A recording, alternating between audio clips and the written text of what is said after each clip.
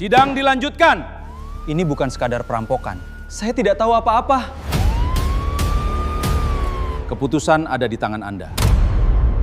Di sebuah gudang pendingin yang pintunya terbuka dan tertutup setiap hari, tempat ikan-ikan asin diawetkan hingga beku, ada sesuatu yang seharusnya tidak pernah membeku, ikut terkubur di dalamnya.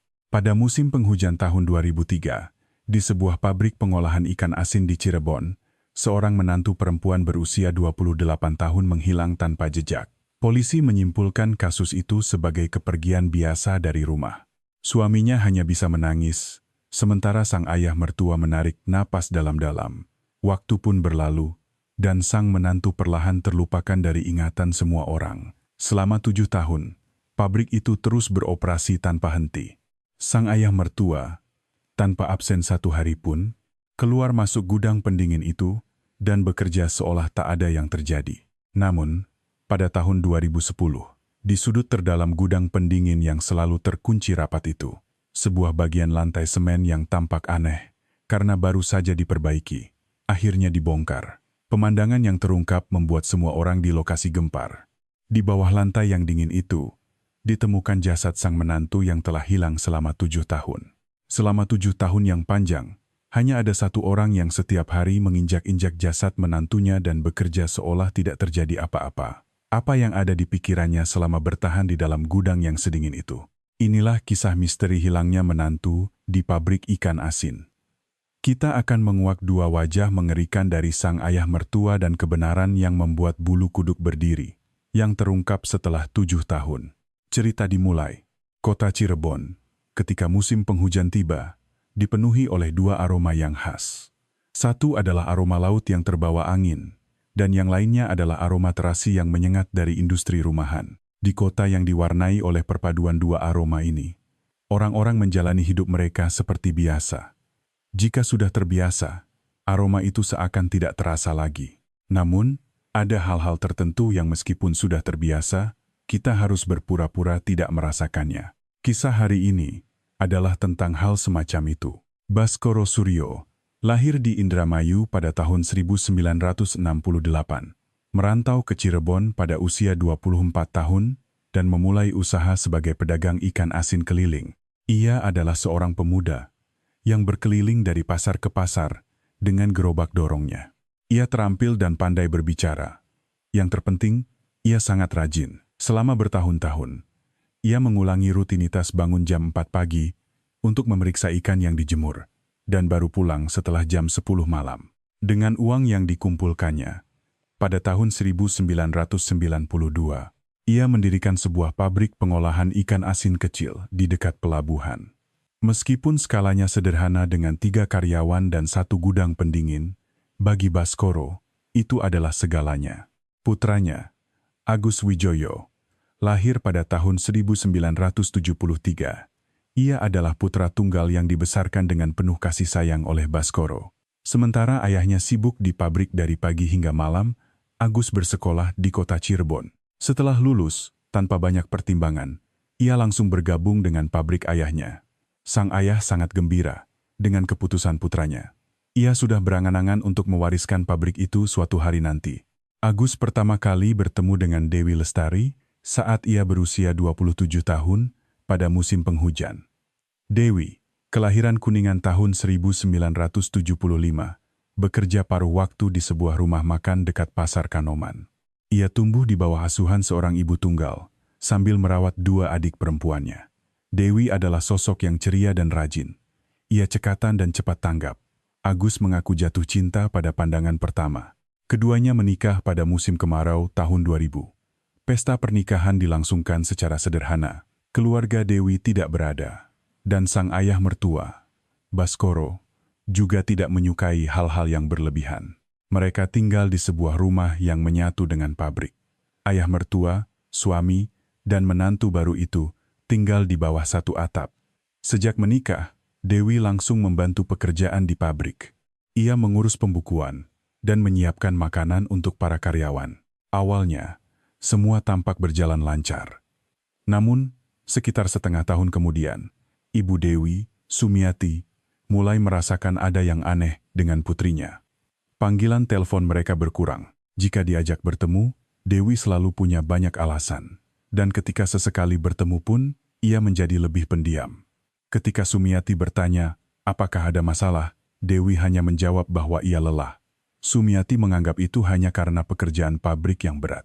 Itulah kesalahan saya, kata Sumiati sambil terisak dalam sebuah wawancara di kemudian hari. Tahun 2003 tiba. Dewi dan Agus telah dikaruniai seorang putra, Bima, yang lahir pada tahun 2001 dan kini berusia 2 tahun.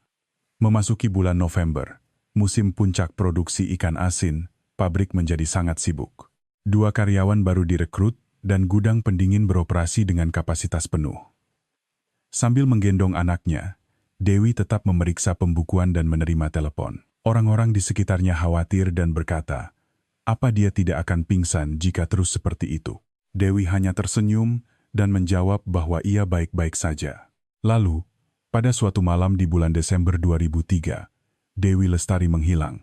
Ada kesaksian yang mengatakan bahwa ia masih berada di kantor pabrik hingga pukul 6 sore. Seorang karyawan bernama Asep mengaku sempat berpamitan singkat dengan Dewi saat ia hendak pulang.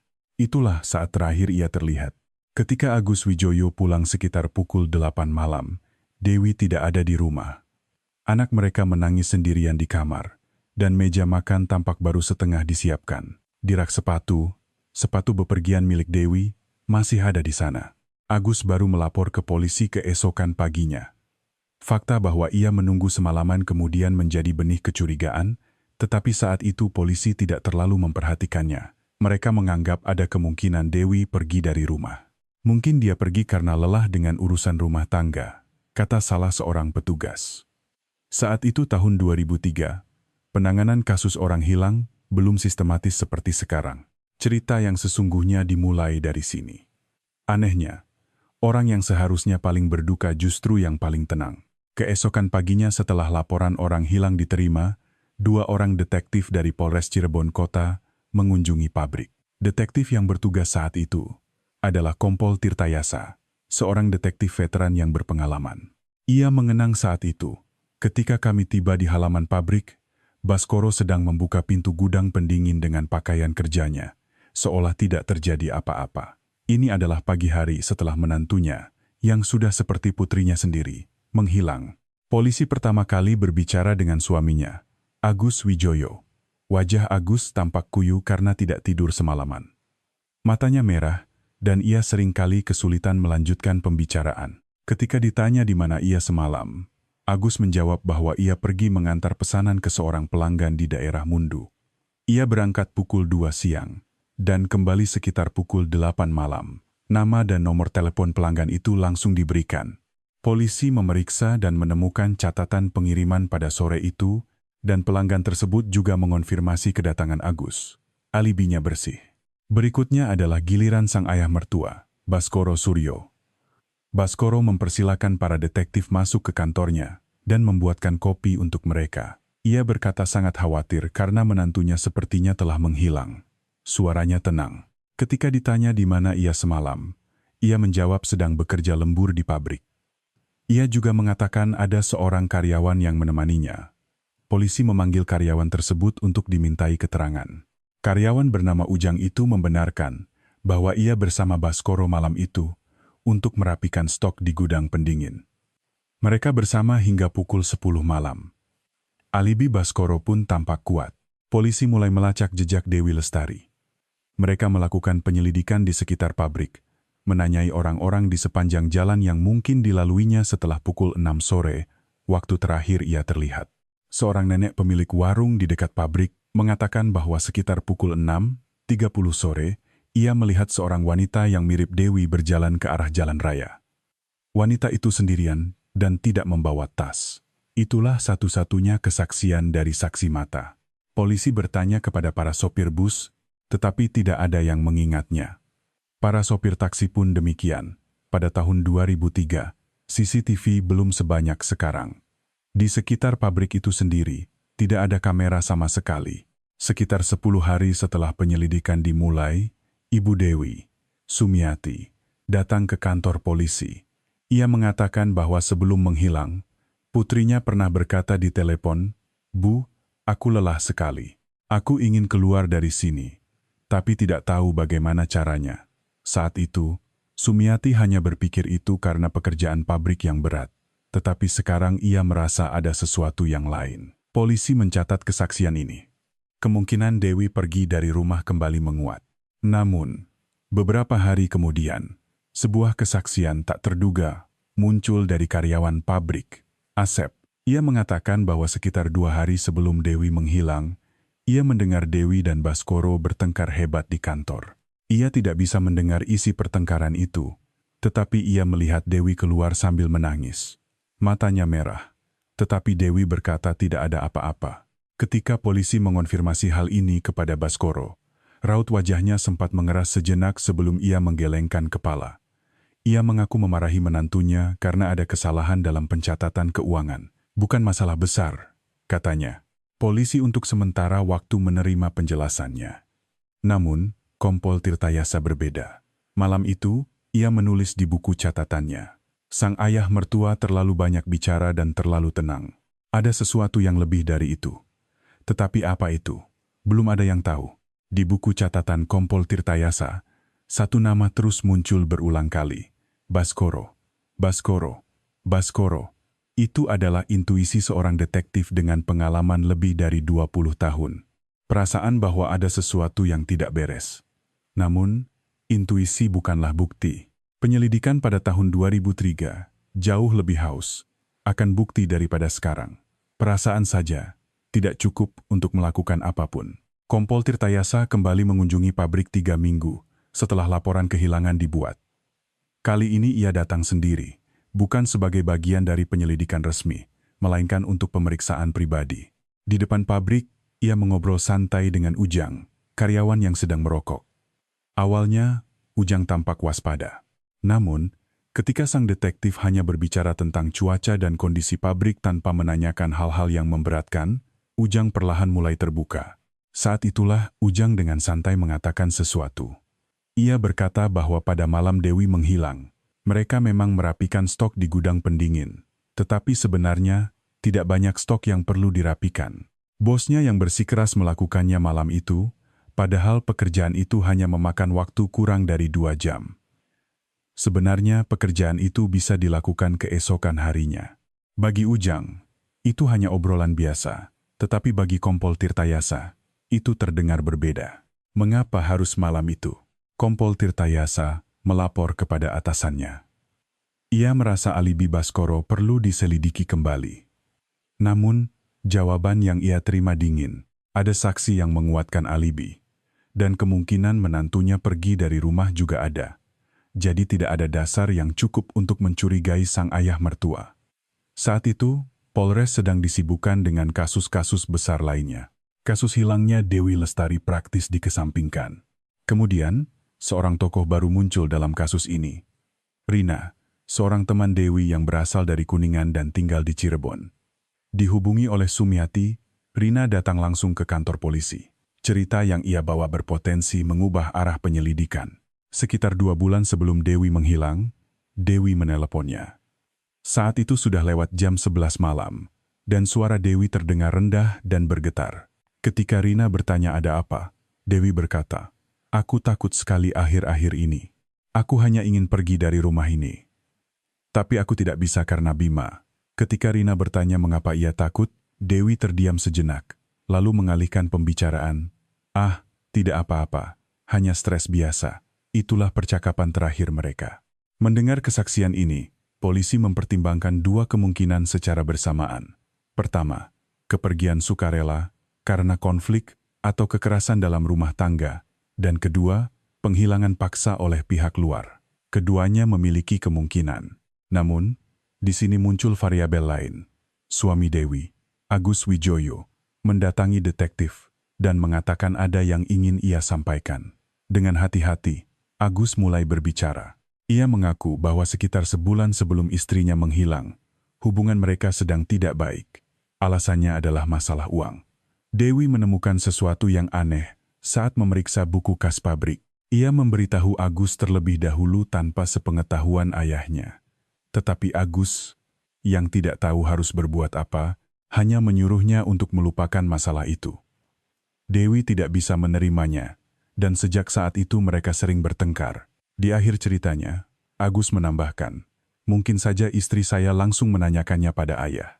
Sesuatu yang aneh yang ditemukan di buku kas. Apa itu? Polisi menyita buku kas pabrik dan mulai memeriksanya.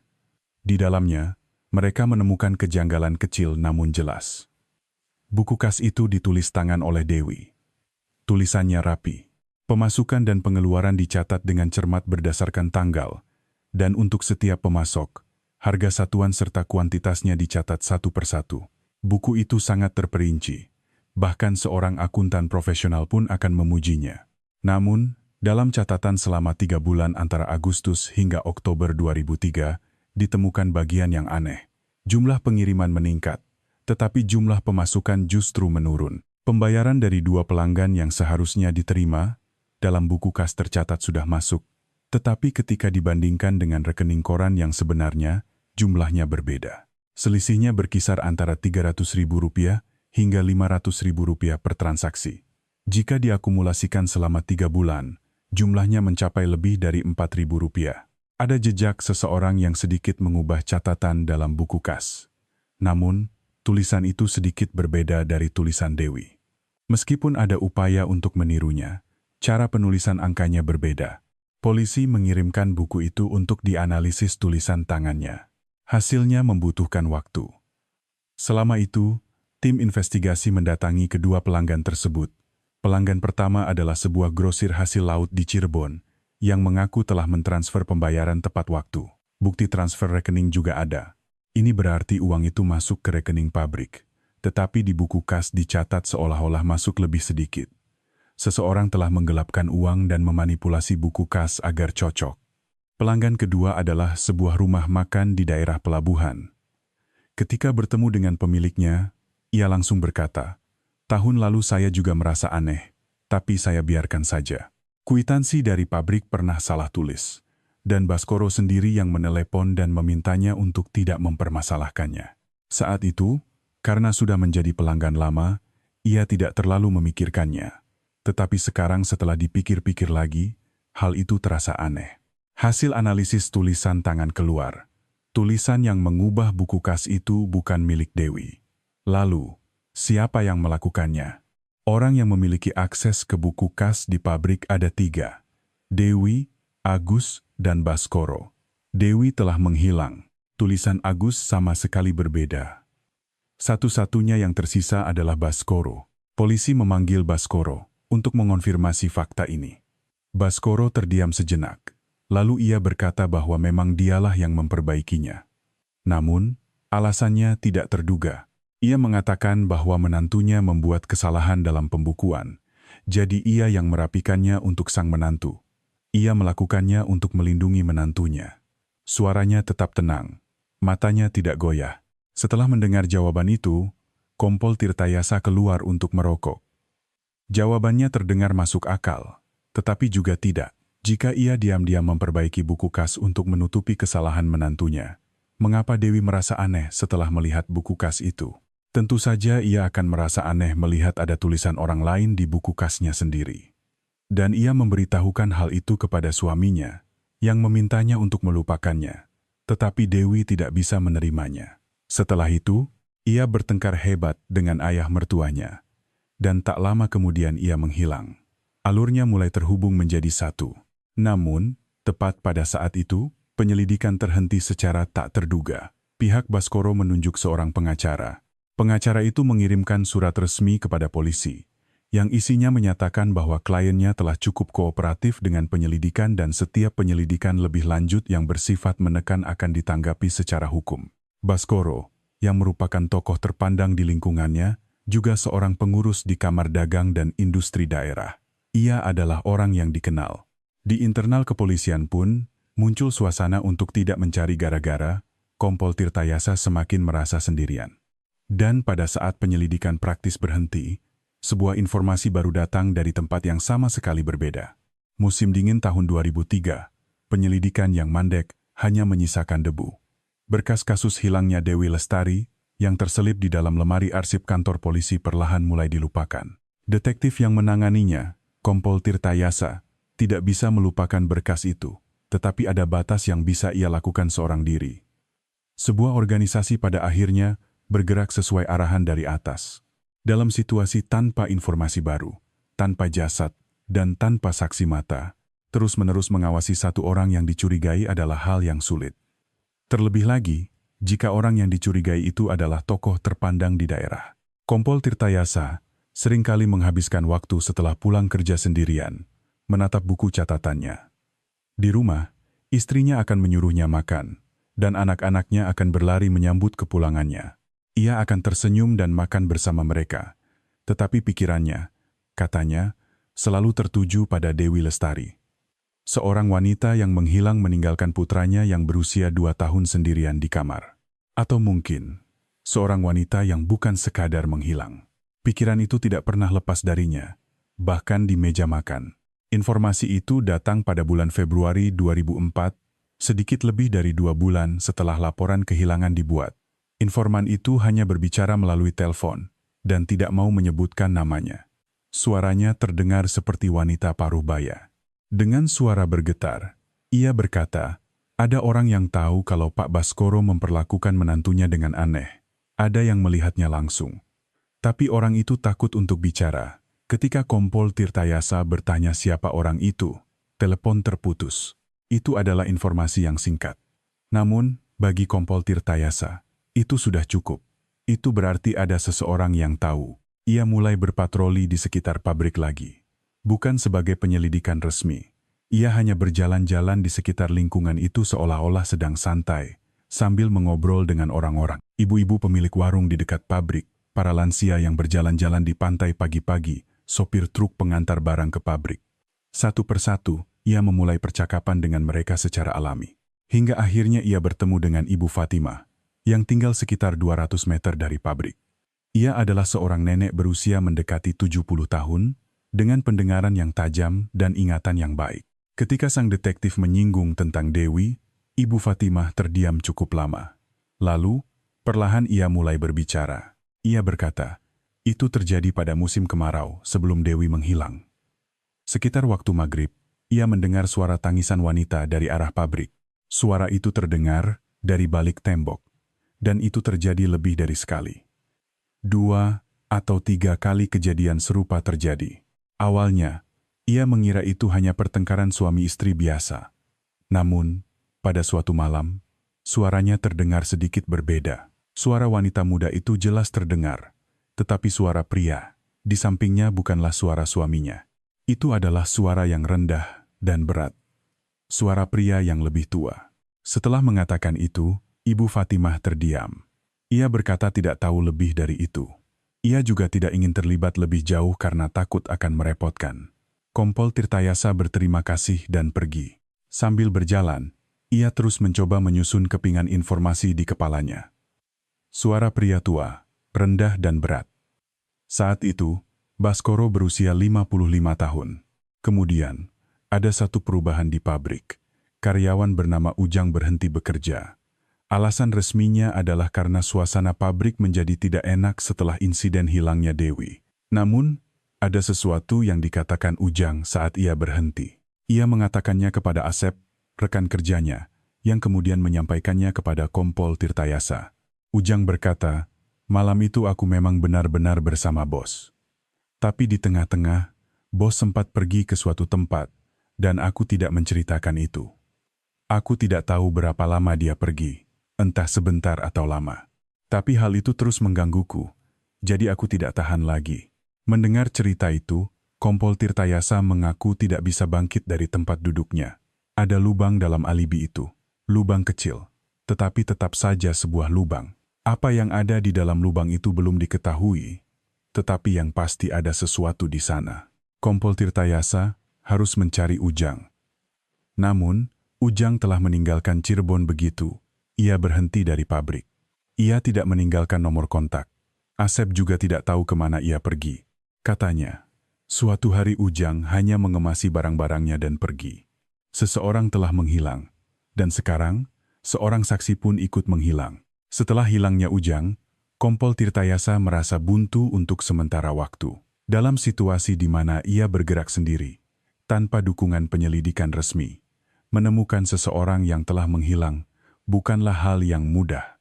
Ia memeriksa catatan kependudukan, tetapi Ujang tidak mendaftarkan alamat baru untuk sementara waktu setelah meninggalkan Cirebon. Nomor teleponnya juga sudah ganti. Tidak jelas apakah ia sengaja memutus kontak atau hanya orang yang cuek. Kompol Tirtayasa memutuskan untuk menunggu. Pengalamannya selama 20 tahun mengajarkannya bahwa terkadang menunggu juga merupakan bagian dari penyelidikan ketika mengejar tidak akan membuahkan hasil. Sambil menunggu, Kompol Tirtayasa menyelidiki lingkungan sekitar Dewi dengan lebih teliti. Ia bertemu kembali satu persatu dengan orang-orang yang dekat dengannya di Cirebon. Di antara mereka, ada seorang wanita bernama Sofia yang memiliki sebuah salon. Mereka berkenalan melalui pertemuan warga dan cukup dekat untuk minum kopi bersama sebulan sekali atau 2 kali. Begitu melihat sang detektif, Sofia langsung berlinang air mata. Ia berkata sangat merindukan Dewi. Sofia mengenang Dewi sebagai orang yang ceria, seseorang yang jarang menunjukkan kesusahan dan lebih dulu mengkhawatirkan orang lain. Namun, sejak musim kemarau tahun 2003, Dewi berubah secara drastis. Senyumnya berkurang, dan ia menjadi lebih pendiam. Seringkali ia hanya menatap kosong keluar jendela saat sedang minum kopi. Ketika Sofia bertanya apakah ada masalah, Dewi selalu menjawab dengan kalimat yang sama, "Tidak apa-apa, hanya sedikit lelah." Namun, ada satu adegan yang diingat Sofia. Sekitar sebulan sebelum Dewi menghilang, saat mereka sedang minum kopi di dalam salon, Dewi tiba-tiba berkata, "Sof, kalau tiba-tiba aku tidak bisa dihubungi, tolong laporkan ke polisi ya." Sofia mencoba tertawa dan menganggapnya bercanda. Tetapi Dewi tidak tertawa. Dengan tatapan serius, ia mengulanginya sekali lagi, "Aku serius. Tolong ingat ini." Sofia berkata ia merinding saat itu. Tapi ia berpikir, mana mungkin hal seperti itu benar-benar terjadi. Jadi ia hanya menjawab, "Iya, baiklah." Dewi tahu. Ia tahu bahwa sesuatu yang buruk bisa terjadi padanya. Namun, meskipun tahu, ia tidak bisa pergi. Mungkin karena Bima, putranya yang berusia 2 tahun. Ia tidak bisa pergi begitu saja meninggalkan anaknya. Perasaan itulah yang pada akhirnya menjeratnya. Kompol Tirtayasa mencatat kesaksian Sofia dengan cermat. Petunjuk bahwa Dewi merasakan ancaman sebelumnya mulai terkumpul satu persatu. Namun, semua petunjuk ini hanyalah petunjuk, bukan bukti yang bisa digunakan di pengadilan. Dengan perasaan frustrasi itu, Kompol Tirtayasa kembali melangkahkan kakinya ke arah pabrik. Saat itu, seorang karyawan baru telah masuk ke pabrik. Seseorang yang dibawa Jo Baskoro, bernama Harto. Ia adalah pria pendiam berusia awal 40-an. Kesantu. Katanya, ia sebelumnya bekerja di bidang perikanan di Surabaya sebelum pindah ke Cirebon. Di antara warga sekitar, mulai beredar desas-desus tentang Harto. Aneh rasanya, Baskoro membawa orang dari luar. Biasanya, ia selalu mempekerjakan orang-orang dari lingkungan sekitar. Kompol Tirtayasa diam-diam mencari tahu tentang Harto. Benar bahwa ia pindah dari Surabaya, tetapi riwayat pekerjaannya di bidang perikanan tidak dapat dikonfirmasi dengan baik.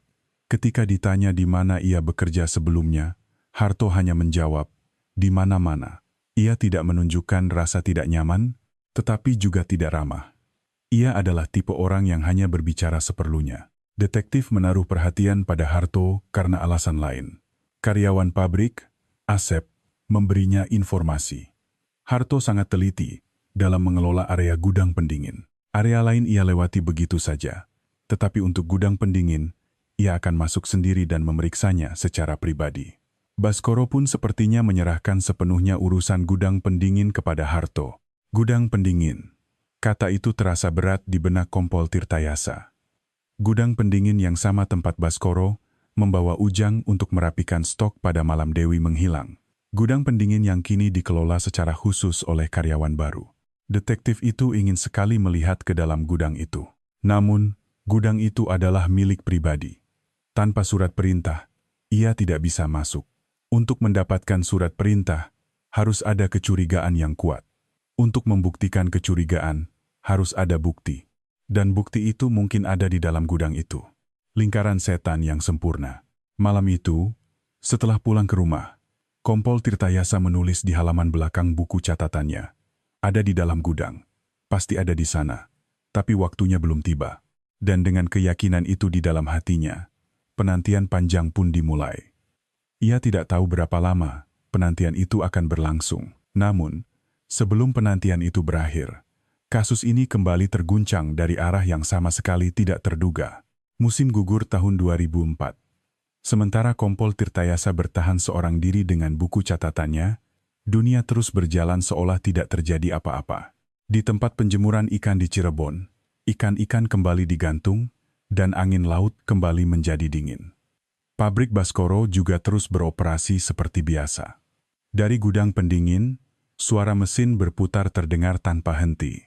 Orang-orang di lingkungan sekitar perlahan melupakan Dewi Lestari. Begitulah sifat ingatan manusia, dan kesibukan mencari nafkah, membuat segalanya terus berjalan. Namun, di tengah rutinitas itu, Agus Wijoyo mulai berubah. Awalnya, setelah istrinya menghilang, ia tampak berusaha bertahan demi putranya, Bima. Ia terus bekerja di pabrik ayahnya, dan dari luar tampak baik-baik saja. Namun, sekitar musim kemarau 2004, Agus mulai minum-minum. Awalnya hanya 1 atau 2 gelas di malam hari, tetapi lama-kelamaan ia mulai minum sejak siang hari. Ada hari-hari di mana ia muncul di pabrik dengan bau alkohol. Baskoro memarahinya, tetapi Agus tidak peduli. Hubungan ayah dan anak itu menjadi dingin.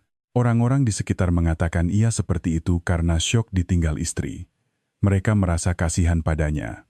Namun, Asep melihatnya sedikit berbeda.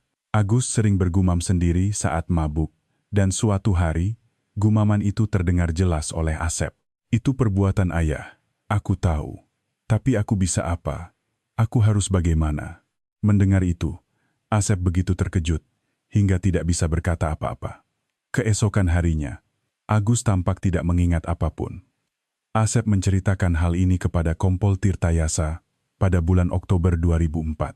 Detektif itu segera pergi menemui Agus. Agus sedang duduk berjongkok di samping gudang, di salah satu sudut pabrik, merokok. Saat itu baru jam 2 siang, tetapi matanya sudah sayu. Sang detektif duduk di sebelahnya. Untuk beberapa saat, mereka hanya duduk bersama dalam diam. Lalu, detektif itu bertanya dengan pelan, "Apakah kamu berpikir itu perbuatan ayahmu?" Agus mengembuskan asap rokok panjang-panjang. Ia terdiam lama. Lalu ia berkata, "Saya tidak tahu. Sungguh, saya tidak tahu. Saya tahu ayah saya bukan orang seperti itu. Tapi rasanya dia juga orang seperti itu. Saya sendiri tidak tahu apa yang harus saya percayai." Detektif itu meminta Agus untuk menceritakan lebih lanjut tentang keanehan yang ditemukan istrinya di buku kas. Agus memejamkan mata sejenak, lalu perlahan berbicara. Dewi pertama kali menyinggung soal buku kas pada bulan September 2003. Ia bilang angkanya tidak cocok. Sepertinya ada yang mengubahnya. Awalnya, Agus berjanji akan memeriksanya sendiri. Namun, saat melihat buku kas itu, ia sendiri merasakan ada yang aneh. Masalahnya, jejak aneh itu mengarah pada ayahnya. Agus tidak bisa menanyakannya langsung pada sang ayah. Ia mencoba meyakinkan Dewi untuk melupakannya, tetapi Dewi tidak mau mendengarkan. Lalu suatu hari, Dewi pergi untuk menanyakannya langsung pada ayahnya. Agus mencoba mencegahnya, tetapi tidak berhasil. 2 hari setelah itu, Dewi menghilang. Kompol Tirtayasa menahan napas. Lalu ia bertanya, "Mengapa kamu tidak menceritakan hal ini sampai sekarang?" Agus menundukkan kepalanya. "Karena dia ayah saya." Hanya itu, karena dia ayah saya. Satu kalimat itu menampung seluruh beban yang dipikul Agus selama lebih dari setahun. Dengan kesaksian ini, detektif itu mencoba meyakinkan atasannya sekali lagi. Kali ini situasinya sedikit berbeda. Ada petunjuk bahwa korban bertemu langsung dengan orang yang dicurigai sebagai pelaku sesaat sebelum menghilang. Ada jejak manipulasi buku kas. Ada celah dalam alibi. Ditambah lagi dengan kecurigaan dari putranya sendiri. Kali ini, atasan tidak bisa mengabaikannya sepenuhnya. Jawaban yang datang adalah bahwa peninjauan untuk penyelidikan ulang akan dilakukan. Kompol Tirtayasa merasakan secercah harapan untuk pertama kalinya setelah sekian lama. Namun, tepat pada saat itu, Baskoro bergerak lebih dulu. Ia mengusir putranya, Agus, dari pabrik. Alasannya adalah kinerja yang buruk. mabuk dan tidak bekerja. Agus tidak melawan. Ia mengemasi barang-barangnya dan pindah dari rumah di samping pabrik. Ia pindah ke sebuah kamar sewaan kecil di kota Cirebon bersama Bima. Ayah dan anak itu benar-benar berpisah. Orang-orang di sekitar berbisik bahwa keluarga itu sedang hancur. Menantu pergi, anak pun diusir. Baskoro tampak tidak peduli. Ia justru terlihat lebih fokus pada pengelolaan pabrik. Bersama Harto, ia berdua keluar masuk gudang pendingin dan bekerja seperti biasa. Ketenangan itu justru terasa lebih menakutkan. Sambil menunggu hasil peninjauan penyelidikan ulang, Kompol Tirtayasa terus berkomunikasi dengan Agus. Suatu hari, Agus menelepon detektif itu. Suaranya terdengar mabuk, tetapi kata-katanya jelas. "Pak Detektif, saya punya satu ingatan dari masa kecil saya. Ayah saya juga seperti itu pada ibu. Ibu tidak bisa meninggalkan rumah karena takut pada ayah. Nanti, ibu meninggal lebih dulu, dan saat itu pun ayah tidak menangis. Tepat hari ini, saat saya memikirkan Dewi, ingatan itu muncul kembali." Tangan detektif yang memegang telepon menegang. Ia berpikir, mungkin ini adalah sesuatu yang telah berulang sejak awal. Dan pikiran itu akan mengubah total arah penyelidikan selanjutnya. Malam itu, setelah menutup telepon dari Agus, Kompol Tirtayasa duduk termenung untuk waktu yang lama. Kata-kata ayah juga seperti itu pada ibu. Ibu tidak bisa meninggalkan rumah karena takut. Saat ibu meninggal, ayah tidak menangis. Masing-masing seperti kepingan puzzle yang berserakan, tetapi jika disatukan, membentuk sebuah gambaran. Gambaran yang menunjukkan seperti apa sebenarnya sosok Baskoro Suryo. Keesokan paginya, detektif itu segera mencari catatan tentang istri Baskoro, atau Ibu Agus. Namanya adalah Siti Aminah. Lahir tahun 1969, meninggal pada tahun 2000. Penyebab kematiannya adalah serangan jantung. Di usia 31 tahun, usia yang sangat muda. Catatan saat itu menunjukkan bahwa kematiannya dianggap sebagai kematian alami tanpa kecurigaan. Ada surat keterangan dokter dan tidak ada autopsi. Tahun 2000 adalah tahun di mana Agus dan Dewi menikah. Tepat di tahun ibunya meninggal, putranya menikah, dan menantunya menghilang 3 tahun kemudian. Detektif itu melacak dokter yang menangani Siti Aminah saat kematiannya. Karena sudah lama, catatannya tidak lengkap. Dokter itu sudah pindah ke kota lain. Butuh waktu untuk menghubunginya. Sementara itu, hasil peninjauan penyelidikan ulang keluar. Kesimpulannya adalah diperlukan penyelidikan tambahan. Bagi Kompol Tirtayasa, ini adalah kabar baik. Kali ini, ia tidak sendirian. Sebuah tim investigasi dibentuk. 2 detektif muda bergabung. Kini, landasan untuk menyelidiki Baskoro secara resmi telah terbentuk. Tim investigasi pertama-tama melacak aliran keuangan Baskoro. Selain rekening operasional pabrik, mereka memeriksa rekening pribadinya, dan di sini ditemukan sesuatu yang menarik. Setelah Desember 2003, saat Dewi menghilang, penarikan tunai dari rekening pribadi Baskoro meningkat pesat. Sekali tarik antara Rp1.000 hingga Rp2.000. Dan itu terjadi secara rutin 3 hingga 4 kali sebulan. Penggunaannya tidak jelas. Biaya operasional pabrik dibayarkan dari rekening perusahaan, jadi uang ini untuk keperluan pribadi. Dan waktu dimulainya penarikan itu hampir bersamaan dengan saat Harto mulai bekerja di pabrik. Tim investigasi memanggil Harto untuk diinterogasi lagi. Kali ini sebagai panggilan resmi. Awalnya, Harto tetap pendiam. Ia mengaku dipekerjakan oleh Baskoro dan hanya melakukan apa yang diperintahkan. Namun, setelah interogasi berlangsung lebih dari 2 jam, mulai terlihat celah. Ketika detektif menunjukkan riwayat rekening, mata Harto goyah, dan keluarlah satu kalimat kunci. "Saya hanya melakukan apa yang diperintahkan."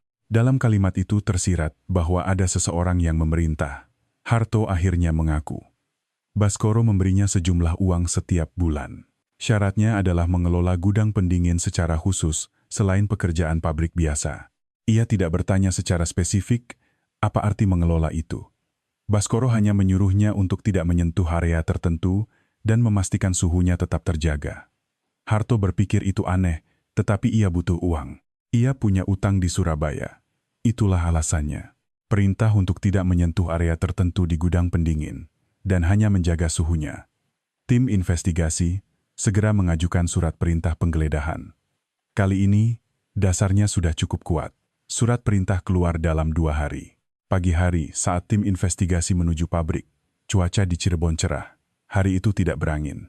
Begitu pintu gudang pendingin dibuka, udara dingin menyembur keluar. Para detektif masuk ke dalam. Mereka melewati rak-rak yang penuh, sampai ke langit-langit dan menuju ke sudut. Area yang disebut Harto sebagai area pengelolaan khusus. Di balik rak, di antara dinding dan lantai, tumpukan kotak styrofoam tua menumpuk. Dari luar, itu hanya tampak seperti bahan kemasan tua. Namun, ketika kotak-kotak itu disingkirkan, sebagian lantai di baliknya ditutupi dengan bahan yang berbeda. Semen yang menunjukkan jejak perbaikan.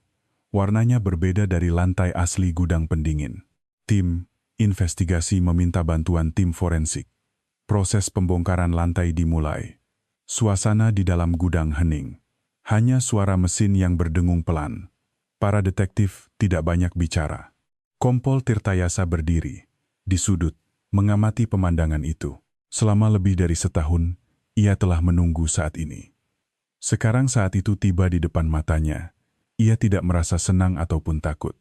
Hanya terasa berat. Butuh beberapa hari untuk mendapatkan hasil forensik. Selama beberapa hari itu, Baskoro menjalani hidupnya seperti biasa. Ia berkomunikasi dengan pengacaranya, tetapi tidak melarikan diri. Ketenangan itu justru membuat merinding. Hasil forensik keluar.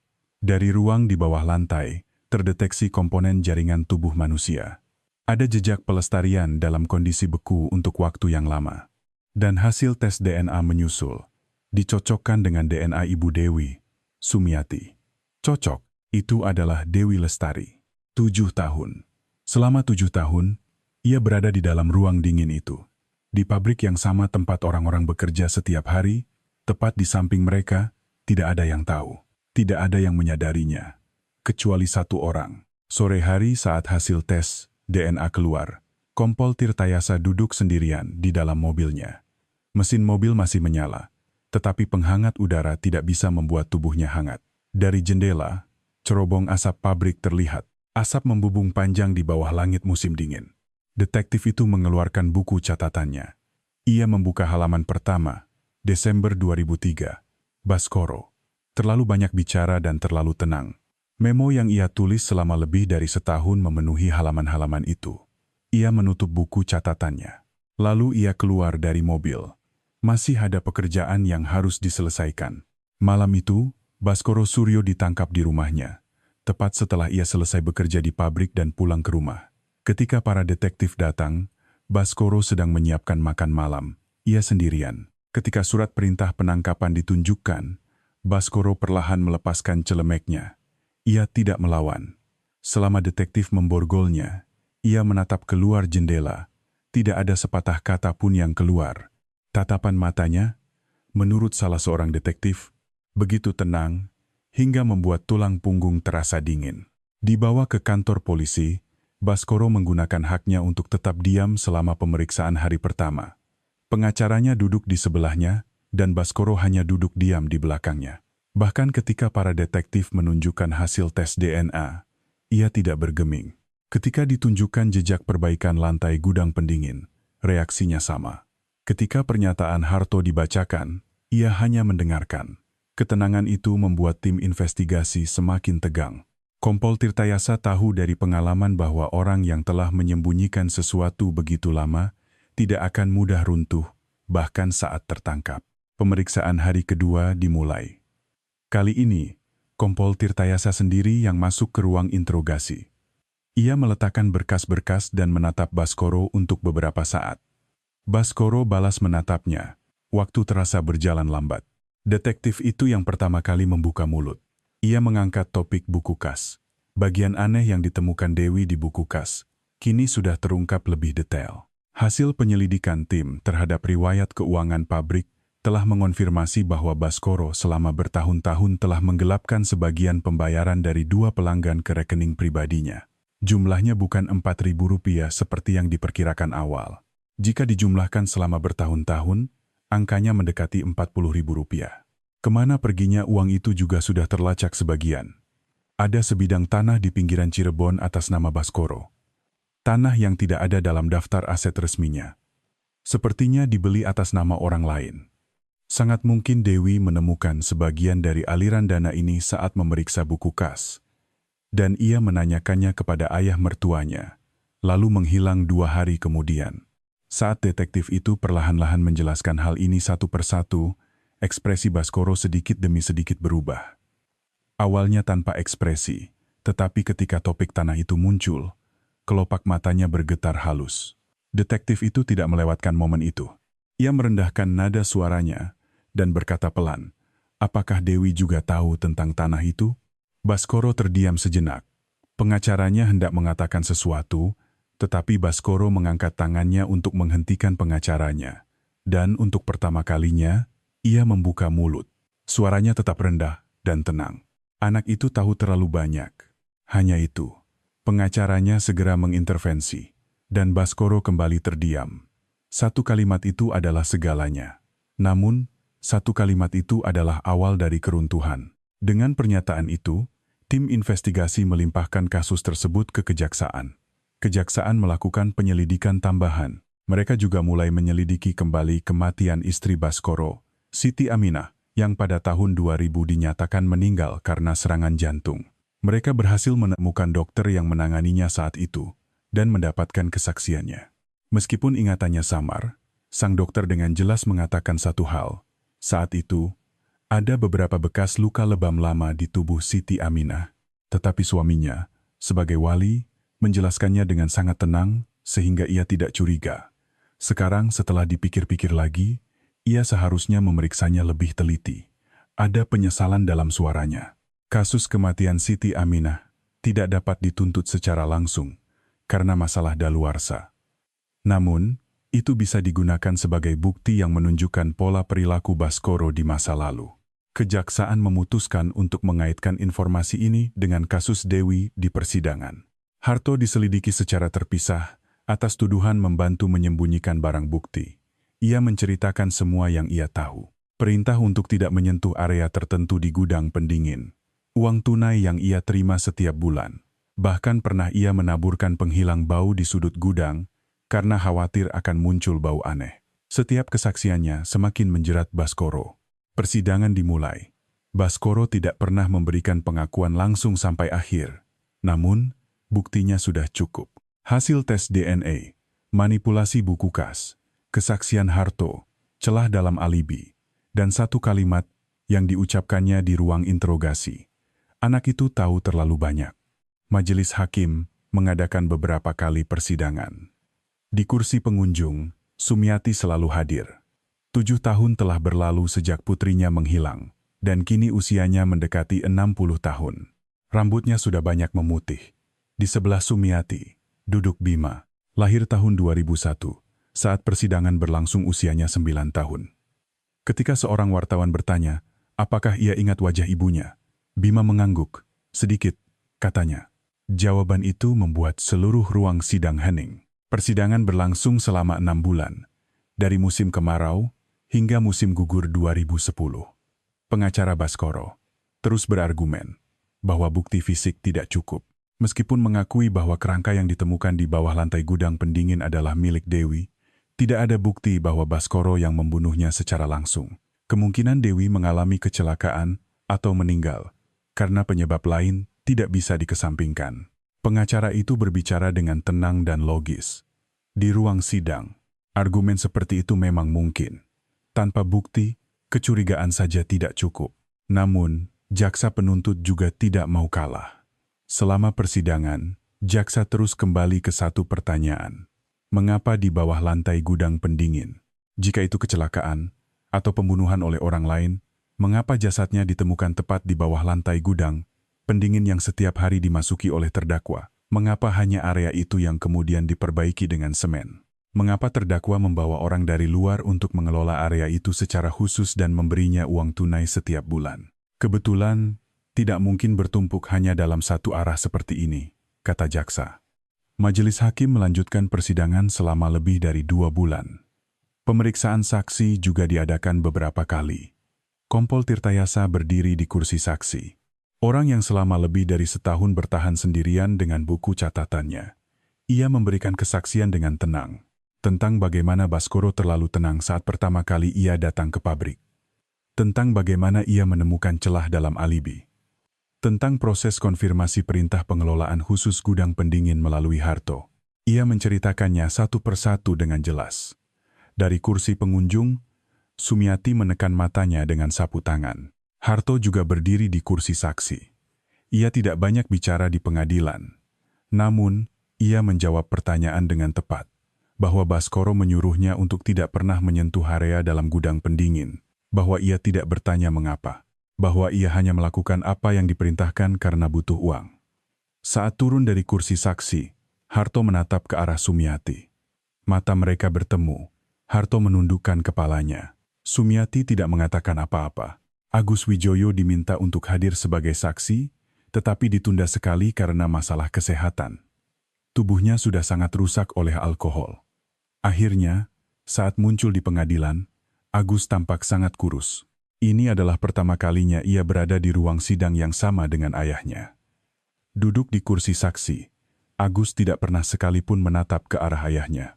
Ketika jaksa bertanya, apakah ia tahu bahwa Dewi menemukan kejanggalan di buku kas dan pergi untuk menanyakannya langsung kepada ayah mertuanya, Agus menjawab singkat, ya. Ketika ditanya mengapa ia tidak mengatakannya kepada polisi saat itu, Agus terdiam lama. Lalu ia berkata, karena dia ayah saya. Meskipun saya berpikir ayah yang melakukannya, saya tidak ingin mengakuinya. Saya tahu itu salah. Ruang sidang menjadi hening. Tidak ada yang bisa dengan mudah menghakimi kata-katanya. Tidak ada yang tidak tahu betapa beratnya nama seorang ayah dan betapa sulitnya mengungkapkan kebenaran di bawah beban itu. Putusan dijatuhkan pada Oktober 2010. Majelis Hakim menjatuhkan hukuman seumur hidup kepada Baskoro Suryo. Dalam amar putusan, tertulis, terdakwa telah memanipulasi buku kas untuk keuntungan pribadi, dan setelah perbuatannya diketahui oleh menantunya, ia membunuhnya dan menyembunyikan jasadnya di gudang pendingin selama 7 tahun. Mengingat perencanaan kejahatan, lamanya penyembunyian, dan sikap yang ditunjukkan selama proses penyelidikan, hukuman yang berat tidak dapat dihindari. Selama putusan dibacakan, Baskoro mengangkat kepalanya dan menatap lurus ke depan. Tidak ada ekspresi di wajahnya. Sampai akhir, ia tetaplah orang yang sama. Banding diajukan. Pengacara sekali lagi mengklaim kurangnya bukti fisik. Namun, pengadilan banding tetap mempertahankan putusan pengadilan tingkat pertama. Hukuman seumur hidup dikukuhkan. Kasasi ke Mahkamah Agung juga ditolak. Setelah putusan ingkrah, Sumiati melakukan satu wawancara dengan media. Ketika wartawan bertanya apa perasaannya sekarang, Sumiati berpikir sejenak, lalu berkata, saya tidak senang. Putri saya juga tidak akan hidup kembali. Tapi sekarang saya tahu di mana Dewi berada. Itu sedikit lebih baik. Selama 7 tahun, saya tidak tahu di mana dia. Itu yang paling menyakitkan. Setelah mengatakan itu, Sumiati tidak bisa melanjutkan kata-katanya. Bima kemudian dibesarkan oleh neneknya, Sumiati. Ayahnya, Agus, meninggalkan Cirebon setelah putusan. Tidak diketahui kemana ia pergi. Pabrik itu dilelang. Gudang pendinginnya dihancurkan. Di tempat itu sekarang berdiri bangunan lain. Ketika musim penghujan tiba, angin laut Cirebon tetap terasa dingin. Ikan-ikan digantung di tempat penjemuran. Orang-orang menjalani kehidupan mereka. Namun, terkadang pikiran itu muncul. Pikiran bahwa di dalam bangunan biasa yang kita lewati setiap hari, di balik wajah orang biasa, mungkin ada sesuatu yang tidak kita ketahui yang tersembunyi. Selama 7 tahun, Baskoro setiap hari melewati depan gudang pendingin itu. Ia menyapa para karyawannya. Ia minum-minum dengan para pelanggannya. Ia menghadiri rapat sebagai pengurus kamar dagang dan industri daerah. Tidak ada yang tahu apa yang tersembunyi di dalam dinginnya kebekuan itu. Dewi Lestari menghilang pada usia 28 tahun. Meninggalkan seorang putra berusia 2 tahun. Ia pasti ingin hidup lebih lama.